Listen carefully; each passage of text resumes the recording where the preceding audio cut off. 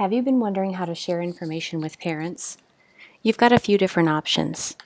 We have Google Sites and Google Classroom. This short video will explain the difference between the two so that hopefully you can make a decision that best suits your needs. There is no one right answer. A Google website is completely front-facing in that everything you put on there is just like a regular website. Everyone can see it without having to log into it. So, for example, if I had Google Slides that I wanted to share out, I could put them on here. If I wanted to just type information, I can insert links. I can put YouTube videos in here.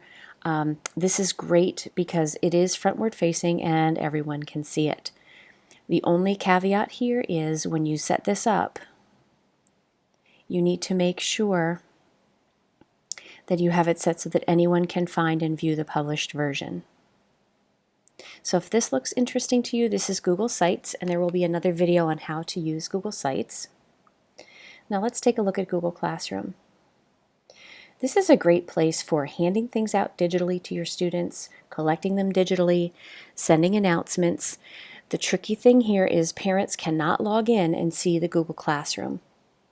So this is great for the secondary kids that are one-to-one with their iPads and they are slightly more independent in terms of parental support.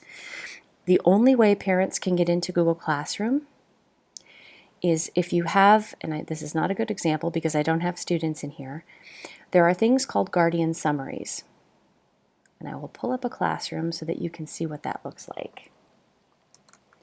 What Guardian Summaries are is a way for you to invite parents to your classroom, but they can't get in and see the classroom. They then get an email from Google asking them if they would like to sign up for daily or weekly digests.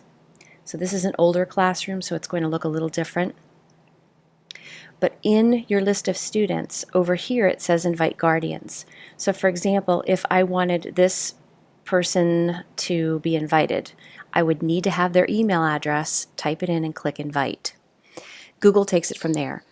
Google will send them an email asking them if they want to sign up, and then Google will do the rest. So they'll get a look at the announcements and the assignments that are basically going on in your classroom. But Google Classroom is set up so that you have to have a school email to get in and see all of the classes. So again, Google Sites, depending on how you set it up, is front-facing just like a website to the world. And Google Classroom is more like a walled garden where you decide who has access, so your kids have access and the parents can get the summaries. If you are in elementary, middle school, and it's imperative that your parents see everything that's going on, probably a site is the better route to go. But we have two different options for you, and don't hesitate to ask if you have questions. Again, there will be further videos coming on how to use these tools.